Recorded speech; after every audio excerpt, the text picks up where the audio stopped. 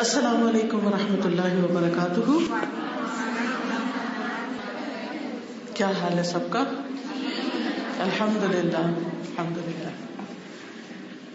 مجھے آج یہاں آ کر آپ سب کے درمیان بہت خوشی محسوس ہو رہی ہے. الحمدللہ آپ سب نوجوان بچیاں علم حاصل کرنے والی اور آگے بڑھنے والی ہیں. میری دعا ہے کہ اللہ تعالیٰ آپ کو زندگی میں بہترین کامیابیاں نصیب کرے. نحمده ونصلی علی رسولہ الکریم. اما بعد فاعوذ باللہ من الشیطان الرجیم. بسم اللہ الرحمن الرحیم. رب اشرح لی صدری ویسر لی امری واحلل عقدۃ من لسانی یفقہوا قولی. حضرت ابراہیم علیہ السلام جو اللہ سبحانہ وتعالیٰ کے دوست تھے، جن کو ایک بہت بلند مقام ملا، جن کے لیے اللہ سبحانہ وتعالیٰ نے آگ کو گلو گلزار کر دیا، جنہوں نے اللہ سبحانہ وتعالیٰ کے لیے اپنے بیٹے کو قربان کرنے کا عزم کر لیا، جنہوں نے اپنے بیٹے کے ساتھ مل کر اللہ سبحانہ وتعالیٰ کا گھر تعمیر کیا، وہ اللہ سبحانہ وتعالیٰ کے بہت خاص بندے تھے اور ان سے بہت دعائیں کرنے والے تھے، ان کے آگے جھکنے والے تھے، بہت شکر گزار تھے، اللہ تعالیٰ کی نعمتوں کی بہت قدر کرنے والے تھے. ان کی ایک دعا قرآن مجید میں بیان ہوئی ہے جو میں آج آپ کے ساتھ شیئر کروں گی، اور میں چاہوں گی کہ آپ سب بھی اپنے لیے یہ دعا کیا کریں. وہ دعا کیا ہے؟ رب ہب لی حکما والحقنی بالصالحین واجعل لی لسان صدق فی الآخرین واجعلنی من ورثۃ جنۃ النعیم ولا تخزنی یوم یبعثون یوم لا ينفع مال ولا بنون الا من اتى اللہ بقلب سلیم. رب هب لی حکما، اے میرے رب مجھے حکم عطا کر، قوت فیصلہ عطا کر، حکمت عطا کر. والحقنی بالصالحین، اور مجھے صالحین کے ساتھ ملا، صالحین کی صحبت عطا فرما. واجعل لی لسان صدق فی الآخرین، اور بعد والوں میں مجھے سچی ناموری عطا کر، اچھی شہرت عطا کر. واجعلنی من ورثۃ جنۃ النعیم، اور مجھے نعمتوں والی جنت کے وارثوں میں شامل کر دے. ولا تخزنی یوم یبعثون، اور جس دن لوگ دوبارہ اٹھائے جائیں گے یعنی قیامت کے دن، اس دن مجھے رسوا نہ کرنا. یوم لا ينفع مال ولا بنون، جس دن مال اور بیٹے کام نہ آئیں گے. الا من اتى اللہ بقلب سلیم، مگر جو اللہ کے پاس قلب سلیم سلامت دل لے کر آیا. اس دعا میں ہمارے لیے بہت بڑا سبق ہے. ایک انسان اپنی زندگی میں بہت سی چیزوں کے حاصل کرنے کی تمنا کرتا ہے، اس کی بہت سی ایمبیشنز ہوتی ہیں، خواہشات ہوتی ہیں، ڈریمز ہوتی ہیں، زندگی میں وہ کچھ اچیو کرنا چاہتا ہے. اور خاص طور پر آپ جیسے بچے، آپ کی ایج کے لوگ جن کے آگے ابھی زندگی کی بہت سی منزلیں ہوتی ہیں، ان کی تمنائیں اور امنگیں بھی بڑی ہوتی ہیں. لیکن زندگی میں انسان کچھ بھی بن جائے، کہیں بھی پہنچ جائے، تو وہ اسی وقت صحیح معنوں میں کامیاب ہو سکتا ہے جب اس کے پاس یہ 4 چیزیں ہوں. یہ 4 چیزیں کامیابی کی علامت ہیں، جن میں سب سے پہلے حکمت، صحیح قوت فیصلہ، نیک لوگوں کی کمپنی، اچھی صحبت، اچھے دوست، اچھے ساتھی، مرنے کے بعد سچی ناموری، اچھے لفظوں میں یاد کیا جانا، اور پھر آخرت میں جنت النعیم کو ملنا، جنت کا حاصل کرنا، اور قیامت کے دن کی رسوائی سے بچنا، ہر طرح کی بے عزتی سے بچنا. انسان اپنی زندگی میں ہر وقت کچھ نہ کچھ فیصلہ کر رہا ہوتا ہے. مثلا میں یہاں آ جائی، یہ بھی ایک فیصلہ تھا. آپ یہاں آ کر بیٹھے، یہ بھی ایک فیصلہ تھا. آج آپ اسکول آئے، یہ آپ کا ایک فیصلہ تھا. آپ نے اس اسکول میں داخلہ لیا، یہ آپ کا ایک فیصلہ تھا. اسی طرح بعد میں بھی آپ کی شادی کہاں ہوگی، کہاں شادی کرنی ہے، کہاں نہیں، کون سا رشتہ ایکسپٹ کرنا ہے، کون سا نہیں، جاب کیا کرنی ہے، گھر میں کیا کرنا ہے. مختلف کاموں میں انسان ہر وقت کچھ نہ کچھ فیصلے کرتا رہتا ہے. کچھ فیصلے چھوٹے چھوٹے ہوتے ہیں اور کچھ فیصلے بڑے ہوتے ہیں. کچھ فیصلے کرنے سے عام طور پر انسان کی زندگی میں کوئی بڑا چینج نہیں آتا، لیکن کچھ فیصلے ایسے ہوتے ہیں کہ اگر انسان وہ درست نہ کرے، صحیح نہ کرے، تو انسان کی زندگی خطرناک موڑ مڑ سکتی ہے. تو اس لیے ہم میں سے ہر ایک کو اللہ تعالیٰ سے یہ دعا کرنی چاہیے کہ اے اللہ مجھے صحیح فیصلے کرنے کی قوت عطا کر، اور پھر ڈیسیژن پاور عطا کر. کیونکہ جو لوگ ریلکٹنٹ ہوتے ہیں، مثلاً اگر آپ گاڑی لے کے سڑک پہ آ گئے ہیں اور آپ کو کہاں سے ٹرننگ لینی ہے، کہاں سے مڑنا ہے، کہاں سے نہیں مڑنا، اور پھر کس لین میں رہنا ہے، کس سپیڈ پہ چلانا ہے، اگر ان ساری چیزوں میں آپ صحیح فیصلہ نہیں کرتے تو آپ ایکسیڈنٹ سے نہیں بچ سکتے، آپ صحیح منزل پہ نہیں پہنچ سکتے. آپ کو سارا وقت گاڑی چلاتے ہوئے الرٹ ہونا پڑتا ہے اور ہر وقت صحیح ڈیسیژن بنانے پڑتے ہیں. اگر آپ اس وقت غلط ڈیسیژن بنا لیں تو آپ کہیں سے کہیں پہنچ جائیں گے، آپ کا سارا وقت ضائع ہو جائے گا. ہو سکتا ہے کہ آپ کسی اور گاڑی کے اندر جا کے ٹکر لگا دیں، ہو سکتا ہے کہ آپ ایسا کام وہاں پہ کریں کہ آپ کی گاڑی کے نیچے کوئی چیز آ جائے. تو اس لیے بہت عقل مندی کے ساتھ سوچ سمجھ کے رائٹ ٹائم پر رائٹ ڈیسیژن لینا کامیابی کی علامت ہوتی ہے. مثلاً آپ کو کیا بننا ہے، آپ کیا بننا چاہتے ہیں؟ آپ ایک ڈاکٹر بننا چاہتے ہیں، آپ ایک ٹیچر بننا چاہتے ہیں، آپ صرف ہوم میکر بننا چاہتے ہیں، صرف ایک مدر کے رول میں رہنا چاہتے ہیں، آپ زندگی میں کیا کرنا چاہتے ہیں؟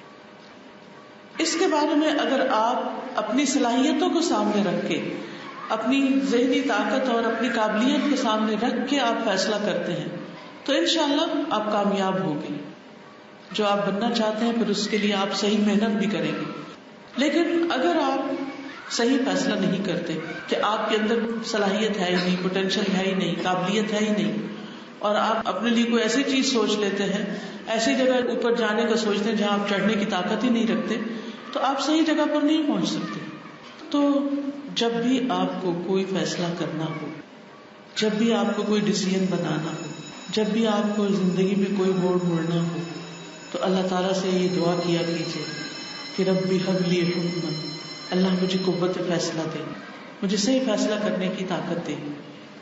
حکم کا ایک معنی حکمت بھی کیا جاتا ہے، وزڈم، کہ اللہ مجھے وزڈم عطا کر، حکمت عطا کر.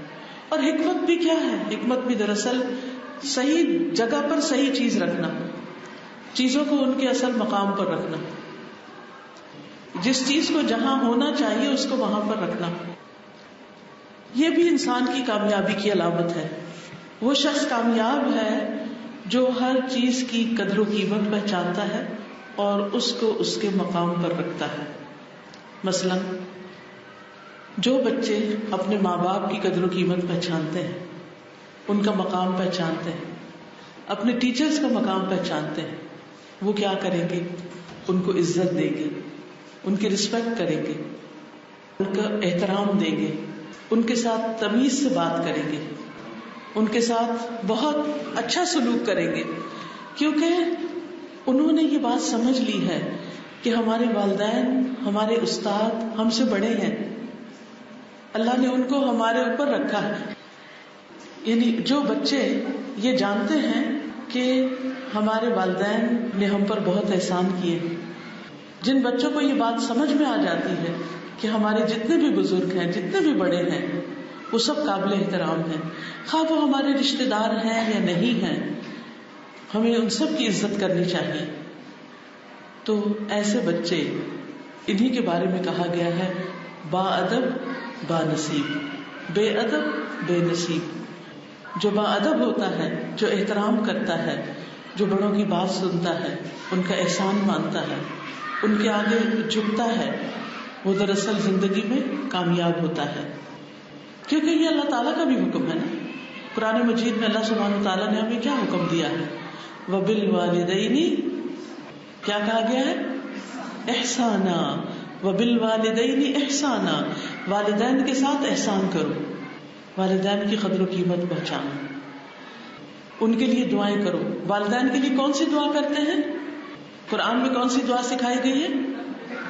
رب ارحمہما کما ربیانی صغیرا، اے میرے رب ان دونوں پر رحمت فرما جس طرح انہوں نے مجھے بچپن میں پالا ہے، یعنی جس طرح انہوں نے مجھ پر احسان کیا ہے تو بھی ان پر اپنی رحمت نازل فرما.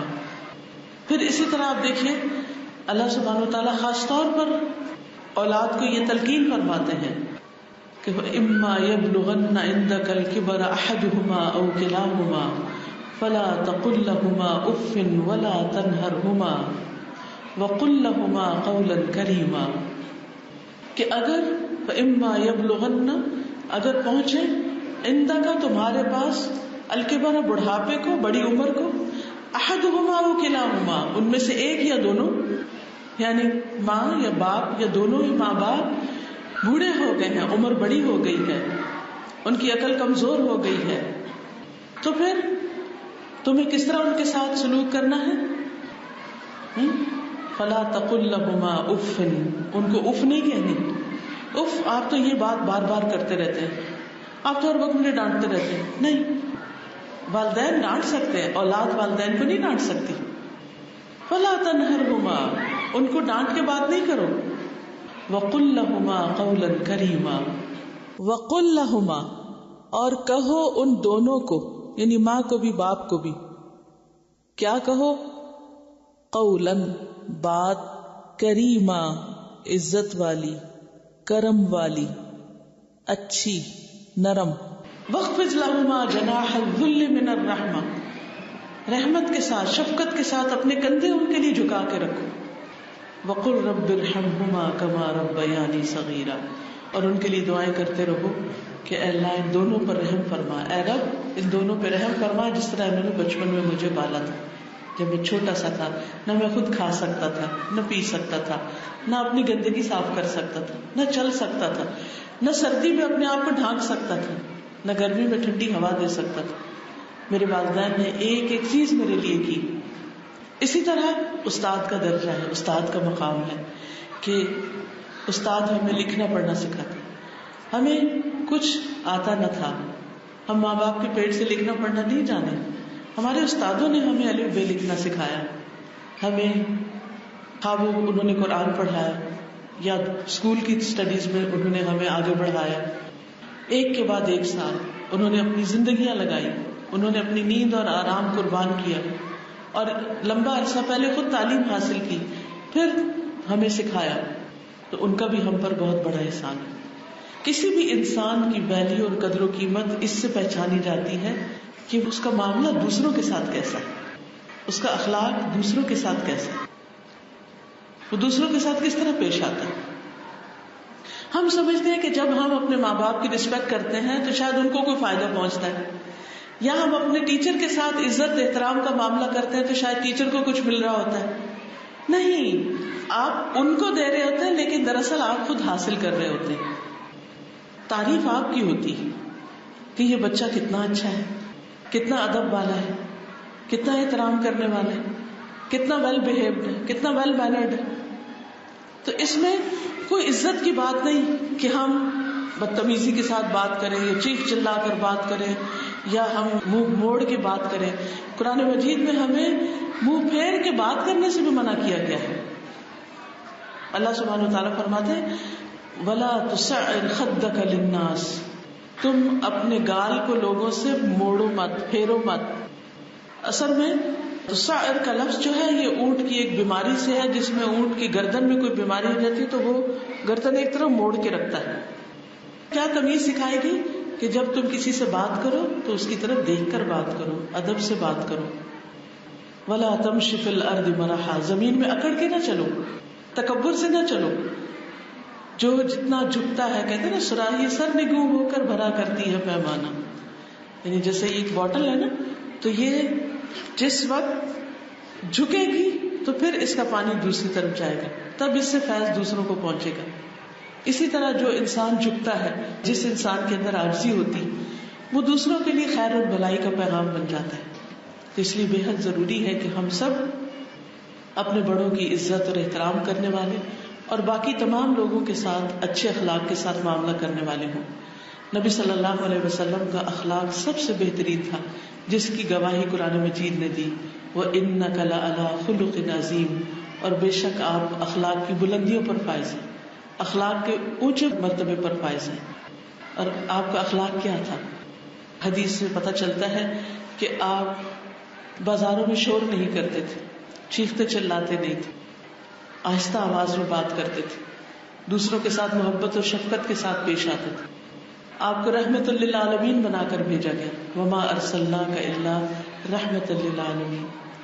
ہم سب آپ صلی اللہ علیہ وسلم کی امت ہیں. قیامت کے دن جب ہماری ملاقات آپ سے ہوگی تو سوچئے آپ ہم پر فخر کریں گے یا ہمیں دیکھ کر کہیں گے کہ ان کو مجھ سے دور کر دو. حدیث میں آتا ہے کہ قیامت کے دن نبی صلی اللہ علیہ وسلم نے فرمایا سب سے زیادہ مجلس میں میرے قریب وہ لوگ ہوں گے جو سب سے زیادہ اچھے اخلاق کے ہوں گے. جتنا جس کا اخلاق اچھا ہوگا وہ قیامت کے دن اتنا ہی نبی صلی اللہ علیہ وسلم کے قریب ہوگا. اور یہ کون لوگ ہیں جو اپنے کندھے جھکا کر رکھتے ہیں، جو محبت کرتے ہیں اور لوگ ان سے محبت کرتے ہیں، یعنی دوسروں کو محبت دیتے ہیں، دوسروں کو رسپیکٹ دیتے ہیں اور پھر لوگ بھی ان سے محبت کرتے ہیں. تو یہ اچھے اخلاق جو ہیں یہ اصل میں انسان کی قدر و قیمت اور انسان کی ویلیو کو بڑھاتے ہیں اور انسان کو بڑا انسان بناتے ہیں. اس لیے ہم کہیں پر بھی پہنچ جائیں، ہم بڑے سے بڑے مقام پر پہنچ جائیں، دنیا کے اعتبار سے، دین کے اعتبار سے، کسی عہدے کے اعتبار سے، آپ چاند پہ پہنچ جائیں، لیکن کبھی ان لوگوں کو نہ بھولیں جنہوں نے سیڑھی بن کر آپ کو وہاں تک پہنچایا، جو آپ کے والدین اور آپ کے استاد ہیں. ان کو ہمیشہ دعاؤں میں بھی یاد رکھیں. زندہ ہوں تو ان کی قدر کریں، فوت ہو جائیں تو ان کو دعاؤں میں یاد رکھیں. یہی حکمت ہے، یہی سمجھ ہے. رب ارحمہما کما ربیانی صغیرا. تو ابراہیم علیہ السلام نے دعا مانگی تھی کہ رب ہب لی حکما والحقنی بالصالحین. تو پہلی دعا کیا ہے؟ اللہ مجھے حکمت، وزڈم عطا کر، عقل مندی عطا کر، سمجھ بوجھ عطا کر، صحیح وقت پر صحیح بات کرنے کی صلاحیت دے، صحیح وقت پر صحیح فیصلہ کرنے کی طاقت دے، ہر چیز کو اپنے اصل مقام پر رکھنے کی توفیق دے. وَأَلْحِقْنِي بِالصَّالِحِينَ. دوسری چیز جو آپ اپنے لیے مانگا کریں اور جس چیز کو آپ چیک کیا کریں وہ آپ کی دوستی ہے، آپ کے ساتھی ہیں، آپ کی کمپنی ہے.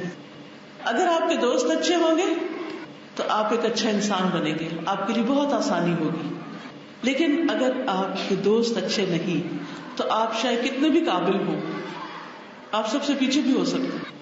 بہت سے بچے ایسے ہوتے ہیں جو انتہائی ٹیلنٹڈ ہوتے ہیں، بہت ذہین ہوتے ہیں، لیکن ان کی کمپنی جب اچھی نہیں ہوتی، جب وہ ایسے بچوں کے ساتھ دوستی کر لیتے ہیں جو نکمے ہوتے ہیں تو وہ بھی نکمے بن جاتے ہیں. حدیث میں آتا ہے کہ انسان اپنے دوست کے دین پر ہوتا ہے، انسان اپنے دوست کے دین پر ہوتا ہے. اس لیے تم میں سے ہر شخص کو یہ دیکھنا چاہیے کہ وہ کس سے دوستی رکھے ہوئے، وہ کس سے محبت کرتا ہے. مثلاً آپ کو غیبت کرنا پسند نہیں، لیکن اگر آپ کی دوستی کسی ایسے انسان سے ہے جو بہت غیبت کرنے والا ہے، بیک بائٹنگ کرنے والا ہے، دوسروں کے اوپر ہنسنے والا ہے، بدتمیزی کرنے والا ہے، مذاق کرنے والا ہے، تو پھر آپ بھی خود بخود اس کے رنگ میں رنگ جائیں گے، آپ بھی اس کے ساتھ مل جائیں گے، کیونکہ اس کے بغیر تو دوستی رہ نہیں سکتی نا. ایسا کیسے ہو سکتا ہے کہ آپ اچھی بات کریں اور دوست دوسری کرے اور آپ کی دوستی نہیں؟ پھر تو کانفلکٹ ہی کانفلکٹ رہے گا اور دوستی ختم ہو کے رہ جائے گی. تو آپ دیکھیے کہ اللہ سبحانہ وتعالیٰ کے اتنے بڑے پیغمبر جن کو اللہ سبحانہ وتعالیٰ نے اپنا دوست کہا، واتخذ اللہ ابراہیم خلیلا، اللہ نے ابراہیم علیہ السلام کو اپنا خلیل کہتے ہیں بہت ہی خالص دوست. اللہ تعالیٰ نے ان کو اپنا دوست کہا. انہوں نے اپنے لیے کیا دعا مانگی کہ اللہ مجھے صالحین کی کمپنی عطا کر، نیک لوگوں کا ساتھ دے، نیک لوگوں کی دوستی عطا کر، اچھے ساتھی دے، اچھی کمپنی دے. اگر ایسے لوگ آپ کے ساتھی ہیں کہ جو خوب محنت کرنے والے ہیں، دوسروں کا ادب کرنے والے ہیں، اچھے کام کرنے والے ہیں، تو آپ ان کے ساتھ مل کر خوب محنت کریں گے، خوب پڑھیں گے، خوب اپنے ماں باپ کا، اپنے اسکول کا، سب کا نام روشن کریں گے. اور اسی طرح ایسے لوگوں کو دوست بنائیے جن کو دیکھ کر آپ کو اللہ یاد آئے، جو آپ کو اللہ کی یاد دلانے والے. نماز کا وقت ہو تو آپ کو نماز کی یاد دلانے والے کہ نماز کا وقت. وہ آپ سے پوچھنے والے ہو کہ آج آپ نے کتنا قرآن پڑھا. وہ آپ کو یاد دلانے والے ہو کہ آپ نے اللہ کا ذکر کرنا ہے. وہ آپ کو یاد دلانے والے ہو کہ آپ نے اسکول کا کام بہت اچھی طرح کرنا ہے. وہ ایسے نہ ہو کہ جن کے سامنے آپ کو یہ بھی جھوٹ بولنا پڑے کہ میں تو پڑھتی نہیں. حالانکہ آپ پڑھتے ہیں. کیونکہ کچھ لوگ ایک دوسروں کو اسکول میں بہت عام ہوتا تھا جب ہم پڑھتے تھے کہ خوب پڑھ کے پھر کہتے تھے ہم نے تو کچھ نہیں پڑھا. حالانکہ جھوٹ بھی ہوتا ہی اور اس میں کوئی فخر کی بات نہیں. اور یہ دراصل کیا دوسرے کو بتانا تم بھی نہ پڑھو, میں بھی نہیں پڑھتا تم بھی نہ پڑھا کرو, فکر کی بات نہیں. ان چیزوں سے بھی بچنے کی ضرورت ہے. نہ پڑھنا کوئی اچھی علامت تھوڑی, زیادہ پڑھنا اچھی بات ہے, زیادہ پڑھنے پہ ہمیں فخر ہونا چاہیے, خوشی ہونی چاہیے, نہ کہ نہ پڑھنے پر نکمے رہنے پر. وَأَلْحِقْنِي بِالصَّالِحِينَ. پھر تیسری دعا جو انہوں نے مانگی وہ تھی وَاجْعَلْ لِي لِسَانَ صِدْقٍ فِي الْآخِرِينَ, کہ بعد والوں میں مجھے سچی ناموری عطا کر. کیونکہ جب میں فوت ہو جاؤں, جب میں مر جاؤں, دنیا سے چلا جاؤں, تو اس وقت لوگ مجھے اچھے الفاظ میں یاد کریں. یہ کس کے لیے ممکن ہوتا ہے؟ یہ صرف اسی کے لیے ممکن ہوتا ہے کہ جو دنیا میں اچھے کام کرتا ہے. رسول اللہ صلی اللہ علیہ وسلم اپنے صحابہ کے ساتھ بیٹھے ہوئے تھے کہ آپ کے سامنے سے ایک جنازہ گزرا. لوگوں نے اس کی برائیاں کرنی شروع کر دی کہ بڑا خراب آدمی تھا. نبی صلی اللہ علیہ وسلم نے فرمایا وجبت, واجب ہو گئی. لوگوں نے پوچھا کہ اللہ کے رسول صلی اللہ علیہ وسلم کیا چیز واجب ہو گئی؟ آپ نے فرمایا جہنم واجب ہو گئی. لوگوں نے پوچھا کیوں؟ آپ نے بتایا کیونکہ لوگوں نے اس کے حق میں بری گواہی دی کہ یہ برا انسان تھا. جب انسان فوت ہو جاتا ہے نا تو اس کا اپنا نامہ اعمال بند ہو جاتا ہے. اس کے بعد کچھ چیزیں اس کو فائدہ دیتی, جس میں نیک اولاد جو ماں باپ کے لیے دعائیں کرتی, وہ علم جو لوگوں کو فائدہ دیتا ہے, نفع مند علم, اور اسی طرح وہ مال جو صدقہ جاریہ کے کاموں میں لگایا جاتا ہے, وہ چیزیں بعد میں فائدہ دیتی. اسی طرح ہمارے آثار جو ہیں اچھے یا برے وہ فائدہ یا نقصان دیتے ہیں. تو اس شخص کے لیے جہنم کیوں واجب ہوگی؟ کیونکہ لوگوں کی گواہیاں اس کے حق میں بری تھی. اس کے برعکس ایک دوسرا جنازہ آپ کے پاس سے گزرا تھا, لوگوں نے اس کی تعریف کی, آپ نے فرمایا وجبت. لوگوں نے پوچھا کہ کیا واجب ہوا؟ آپ نے فرمایا جنت واجب ہو گئی, جنت واجب ہو گئی. کیوں؟ اس لیے کہ لوگ اس کے بارے میں اچھی گواہی دے رہے تھے کہ یہ نیک انسان تھا, یہ اچھا انسان تھا. اچھی گواہیاں کیا ہوتی ہیں؟ بڑا ہی ادب والا تھا, بڑا نمازی تھا, غریبوں کو بڑا خیال رکھتا تھا, ہر ایک کے کام آتا تھا, اچھے اخلاق سے پیش آتا تھا. ہم سوچیں کہ جب ہم مریں گے لوگ ہمیں کس نام سے یاد کریں گے؟ کہ شکر ہے کوئی لڑاکا شخص سر سے اترا, شکر ہے جان چھوٹی, یا لوگ روئیں گے ہمارے لیے کہ ہم نے ایک بہت ویلیوبل چیز کھو دی. تو ہم میں سے ہر ایک کو, اور خاص طور پر لڑکیوں کو, اپنے لیے بہت کیئرفل ہونا چاہیے. کوئی ایسا کام نہیں کرنا چاہیے کہ جو ان کی عزت پر حرف لانے والا, ان کے ماں باپ کی بدنامی کا سبب ہو. کیونکہ بعض اوقات ایسا بھی ہوتا ہے کہ کچھ لڑکے لڑکیوں کے پیچھے لگ جاتے ہیں اور لڑکیاں ان سے دوستی کر لیتی ہیں. اور جیسے ٹیلی فون وغیرہ کے ذریعے اب تو ہر وقت لوگوں کے ہاتھ میں نیٹ ہوتا ہے, چیٹنگ ہو رہی ہے, لڑکوں سے باتیں ہو رہی ہیں ادھر ادھر. ان چیزوں سے بھی لڑکیوں کو ضرور پرہیز کرنا چاہیے, کیونکہ یہ چیزیں دنیا میں بھی نقصان دیتی ہیں اور آخرت کے اعتبار سے بھی نقصان دیتی ہیں. دنیا میں نقصان کیا ہوتا ہے کہ ایک لڑکی جو ایک معصوم اور بھولی بھالی لڑکی ہوتی ہے, جس کو کل شادی کے بعد اپنے شوہر سے محبت کرنا ہے اور شوہر اس سے محبت کرے گا, وہ اگر شادی سے پہلے ہی اور لڑکوں کے پیچھے جا رہی ہے اور لڑکے اس کے پیچھے جا رہے ہیں تو اپنے ہونے والے شوہر کے ساتھ ایک طرح سے خیانت کر رہی ہے.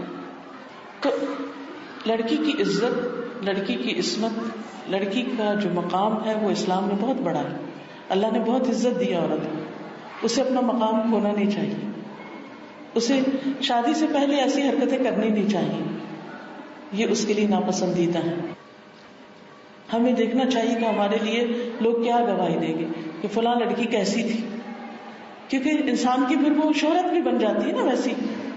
اور بعض اوقات لڑکیاں ساری زندگی سولی پہ لٹکی رہتی ہیں کہ اگر ان کے شوہر کو پتہ چل گیا کہ ان کی دوستی کسی اور لڑکے سے تھی تو شاید وہ طلاق ہی دے دے, شاید وہ برداشت نہ کر سکے, شاید وہ اس کو غیرت کا مسئلہ بنا لے. طرح طرح کے مسائل ہوتے, خاندان میں بدنامی ہو جاتی, ان کی عزت نہیں رہتی. اس لیے آپ بچیاں خاص طور پر اس چیز کا ضرور اہتمام کریں کہ ایسی تمام چیزوں سے پرہیز کریں. اس کے لیے اللہ سبحانہ و تعالیٰ نے ہمیں ایک طریقہ بتایا ہے کہ وَقُلْ لِلْمُؤْمِنَاتِ يَغْضُضْنَ مِنْ أَبْصَارِهِنَّ، مومن عورتوں سے کہہ دیجیے کہ اپنی نگاہیں جھکا کے رکھیں، یعنی لڑکوں کو دیکھے نہیں، اور خاص طور پر غلط نظروں سے نہ دیکھیں. لڑکوں کو بھی منع کیا گیا، صرف لڑکیوں کو نہیں، لڑکوں کو بھی منع کیا گیا، کیونکہ خرابی شروع کہاں سے ہوتی؟ دیکھنے سے شروع ہوتی، نظروں سے شروع ہوتی، نگاہوں سے شروع ہوتی، اور پھر وہ آگے بڑھتی چلی جاتی. تو نگاہوں کی حفاظت کرنا ضروری ہے. نگاہوں کی حفاظت عزت کی حفاظت کا ذریعہ، عصمت کی حفاظت کا ذریعہ، خاندانوں کی حفاظت کا ذریعہ، نسلوں کی حفاظت کا ذریعہ. تو وَجَعَلْنِي لِسَانَ صِدْقٍ فِي الْآخِرِينَ، اور پھر وَجَعَلْنِي مِن وَرَثَةِ جَنَّةِ النَّعِيمِ، مجھے جنت النعیم کے وارثوں میں شامل کر دے، یعنی آخرت میں میرا ٹھکانہ اچھا ہو، مجھے وزڈم ملے، اچھی کمپنی ملے، اچھی شہرت ملے، اور آخری انجام اچھا ہو، نعمتوں بھری جنت ملے جس میں کسی چیز کی کمی نہ ہو. حقیقت یہ ہے کہ دنیا میں بھی انسان کو کئی کامیابیاں ملتی، لیکن وہ سب آنی جانی چیز ہے. اصل کامیابی اس انسان کی کامیابی ہے جو آگ سے بچا لیا گیا اور جنت میں داخل کر دیا گیا. قرآن مجید میں اللہ تعالیٰ فرماتے ہیں فَمَنْ زُحْزِحَ عَنِ النَّارِ وَأُدْخِلَ الْجَنَّةَ فَقَدْ فَازَ، جو آگ سے بچا لیا گیا اور جنت میں داخل کر دیا گیا وہ یقیناً کامیاب ہو گیا. تو ہم سب کو اس چیز کی فکر ہونی چاہیے کہ ہمارا آخری انجام کیا ہوگا. ہمیں سوچنا چاہیے کہ ہماری موت کیسے آئے گی، ہمیں سوچنا چاہیے کہ ہماری قبر کیسی ہوگی، ہمیں سوچنا چاہیے کہ ہم حشر کے دن کہاں کھڑے ہوں گے، کیا اللہ تعالیٰ ہمیں دیکھ کر راضی ہو گئی یا ناراض ہوگی. کیونکہ انسان انہی لوگوں کے ساتھ اٹھایا جائے گا جن سے وہ دنیا میں محبت کرتا ہے. انسان کے پاس وہی اعمال ہوں گے جو دنیا میں وہ خود کما کے لے گیا یا بعد والوں نے اس کے لیے دعا وغیرہ کی. تو اس لیے ہمیں اس بات کی سب سے زیادہ فکر ہونی چاہیے کہ ہماری وہ جو ہمیشہ ہمیشہ کی زندگی ہے، جنت کی زندگی ہے، وہ ہم سے نہ چھنے، وہ کسی قیمت پر ہم اس سے محروم نہ رہیں. اور پھر وَلَا تُخْزِنِي يَوْمَ يُبْعَثُونَ، اللہ جس دن لوگ اٹھائے جائیں گے مجھے رسوا نہ کرنا، وہاں مجھے شرمندگی نہ ہو، وہاں میری بے عزتی نہ ہو. کیونکہ جو لوگ برے کام کر کے آئیں گے قیامت کے دن سب کے سامنے ان کو شرمندہ کیا جائے. جیسے دنیا میں بھی آپ دیکھیں جس بچے کا رزلٹ اچھا ہوتا ہے اس کو انعام ملتا ہے، اس کو سرٹیفکیٹ ملتے ہیں، اس کو ایوارڈز ملتے ہیں، اور جو بچے پڑھتے نہیں ہیں، نکمے ہوتے ہیں، وہ فیل ہو جاتے ہیں. تو یہ دونوں برابر تو نہیں ہو سکتے. عزت کس کی ہے؟ عزت اس کی ہے کہ جو کچھ اچیو کرے، اور ذلت اور رسوائی اس کے لیے ہے جو ناکام ہو. تو دنیا میں تو پھر بھی انسان ناکام ہونے کے بعد، فیل ہونے کے بعد دوبارہ کامیاب ہو جاتا ہے، لیکن آخرت کی ناکامی کے بعد تو کوئی کامیابی ہے ہی نہیں. اس لیے وَلَا تُخْزِنِي يَوْمَ يُبْعَثُونَ يَوْمَ لَا يَنْفَعُ مَالٌ وَلَا بَنُونَ، جس دن مال اور بیٹے کام نہیں آئیں گے. نہ مال کام آئے گا نہ بیٹے کام آئے گا. دنیا میں انسان ان دو چیزوں کے پیچھے بھاگتا ہے اور ان دو چیزوں سے بہت محبت کرتا ہے، اور خصوصاً ماں کو اپنے بیٹوں سے بہت محبت ہوتی ہے. بیٹیوں نے یہ دیکھا ہی ہوگا اور اکثر شکایت بھی کرتی ہیں کہ ہماری ماں جو ہے وہ بھائی سے زیادہ محبت کرتی ہے ہماری نسبت. بہرحال ماں باپ اپنے سبھی بچوں کو چاہتے ہوتے ہیں، لیکن حقیقت یہ ہے کہ دنیا میں کتنا بھی کوئی قابل بچہ ہو، آخرت میں وہ کام نہیں آئے گا، فائدہ نہیں پہنچائے گا. یوم لا ينفع مال ولا بنون الا من اتى الله بقلب سلیم، مگر جو اللہ کے پاس سلامت دل لے کر آئے، قلب سلیم لے کر آئے، جس میں ایمان ہو، تقویٰ ہو، توکل ہو، یقین ہو اللہ کی ذات پر، جس میں امید ہو، اللہ کا خوف ہو، اللہ کی خشیت ہو، اللہ سبحانہ وتعالیٰ سے محبت ہو، اللہ تعالیٰ کی طرف رغبت ہو، اللہ سے رہبت ہو، اور انسان ہر حال میں اللہ کو یاد کرنے والا ہو. تو اللہ تعالیٰ سے دعا ہے کہ وہ ہمیں اس کی توفیق عطا فرمائے اور ہمارے حق میں ان دعاؤں کو قبول فرمائے. یہ جو دعائیں ہیں سورۃ الشعراء میں ہیں، شعراء، اور اس کی آیت نمبر 83 سے آن ورڈز ہیں جو میں نے اس وقت آپ کے سامنے پڑھی ہے. جو بچے ان کو یاد کرنا چاہیں قرآن مجید سے سورۃ الشعراء کی یہ آیات یاد کر سکتے ہیں دیکھ کر. میں اپنی گفتگو کا یہی اختتام کروں گی. اب آپ کے ذہن میں کوئی کوشچن ہو یا کوئی سوال ہو یا کوئی بات ہو تو آپ کر سکتے ہیں. جیسے آپ نے کہا سماج بند ہو جاتا ہے، لیکن بہت سارے لوگ بعد میں بھی فاتحہ دلواتے ہیں اور بہت ساری چیزیں پڑھتے ہیں، قرآن پڑھتے ہیں، یہ سب پہنچتا ہے مجھے؟ دعائیں پہنچتی ہیں، عبادت تو ہر ایک کی اپنی اپنی ہوتی ہے، ٹھیک ہے نا. دعائیں پہنچتی ہیں، کوئی بھی کرے، کوئی بھی کرے، اپنے اولاد خاص طور پر کرے تو وہ تو پہنچتی ہے. اور قرآن اور اس طرح سے یہ سب عبادت کر کے جو دعا کرتے ہیں وہ دعا فائدہ دیتی ہے انسان کو، لیکن جو عبادت ہوتی ہے وہ عبادت کرنے والے کے لیے ہی ہوتی ہے.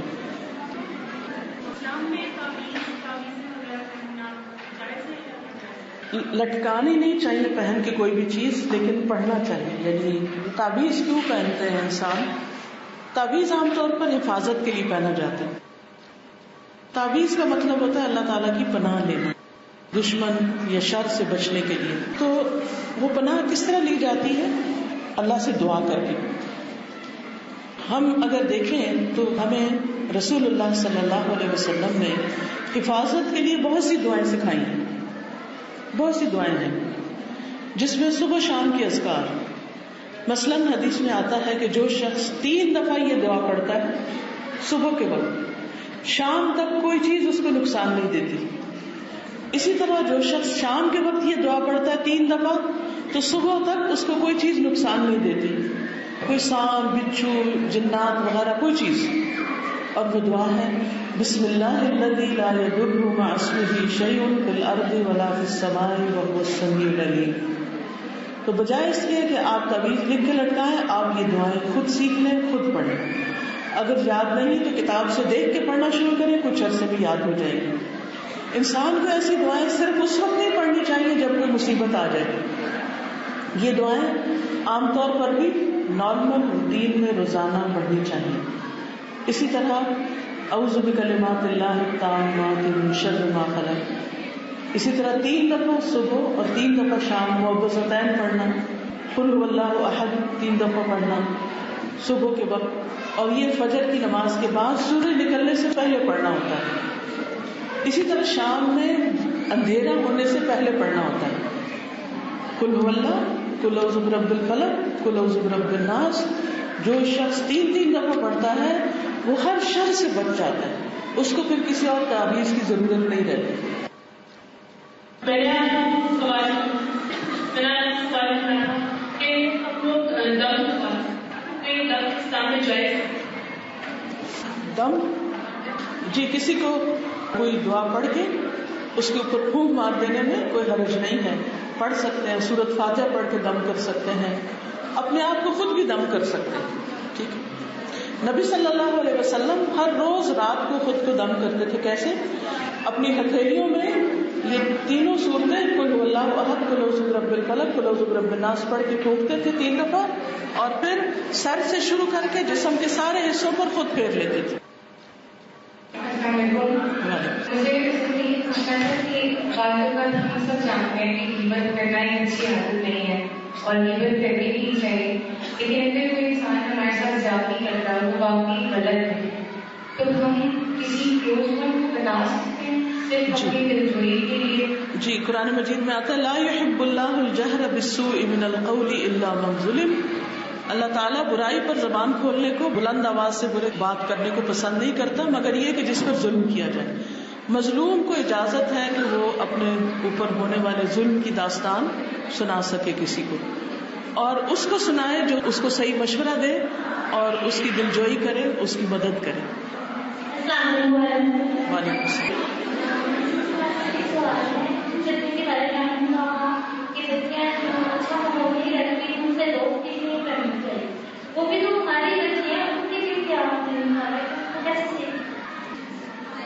یعنی کہ جو خراب لوگ ہیں ان کی اصلاح کی جائے، لیکن ہر وقت ان کے پاس نہ بیٹھا جائے.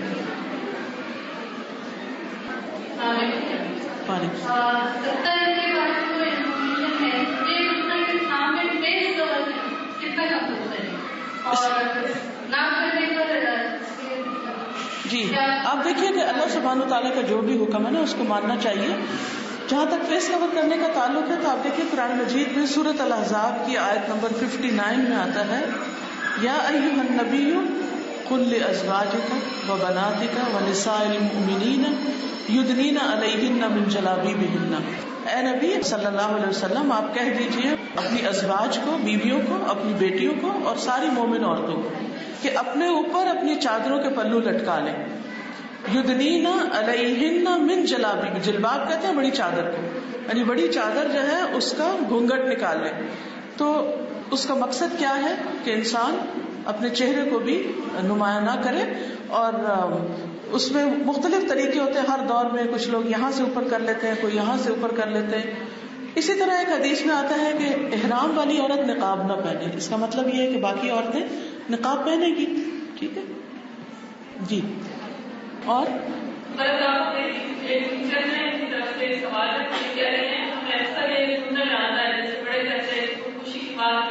دوسروں کو بتانا یا تنظیم کر دیا, کسی کو بتانے کی ضرورت نہیں ہے, نظر لگ جاتی ہے.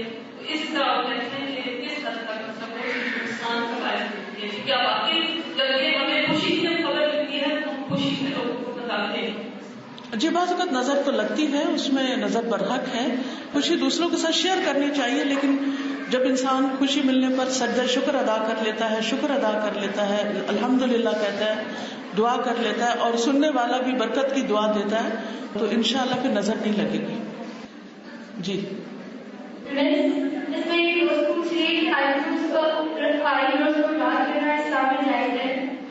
ڈارک تو کر سکتے ہیں لیکن ان کو یعنی کہ شیپ نہیں دے سکتے. ٹھیک ہے.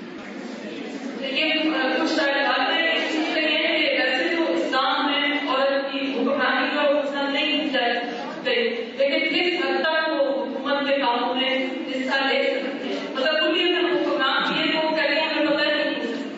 اس میں دیکھیں کہ ہر ایک انسان کی الگ صلاحیت ہے. جس کے اندر صلاحیت ہے, کوئی قابلیت ہے, وہ واقعی کچھ صحیح کنٹریبیوشن کر سکتی ہے, اپنے علم سے, تجربے سے, ذہانت سے فائدہ پہنچا سکتی ہے, تو اس کو پہنچانا چاہیے. یہ قابلیت کی بنا پر ہوگا. یہ بچی پوچھ رہی ہے کہ جیسے اچانک سے ڈر جاتے ہیں, جنات وغیرہ کا ایسا کچھ شک ہوتا ہے اس طرح سے, اور آیت الکرسی پڑھنی چاہیے. آیت الکرسی سے جن بھاگ جاتے ہیں. جو صبح اور شام آیت الکرسی پڑھتا ہے جنات اس کے پاس نہیں آتے. رات کے وقت جو آیت الکرسی پڑھتا ہے تو جنات جو ہیں, نہ صرف یہ کہ جنات بلکہ ہر چیز سے, چوروں وغیرہ سے بھی حفاظت ہوتی.